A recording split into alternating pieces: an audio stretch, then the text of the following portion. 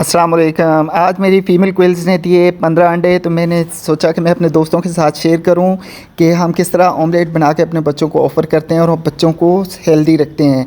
तो आप देख रहे हैं ये गहरे जर्द रंग की जर्दी होती है, इसकी बहुत ज़्यादा इसकी न्यूट्रिशनल वैल्यू है। गूगल पे जाके आप इसकी न्यूट्रिशनल वैल्यू जान सकते हैं।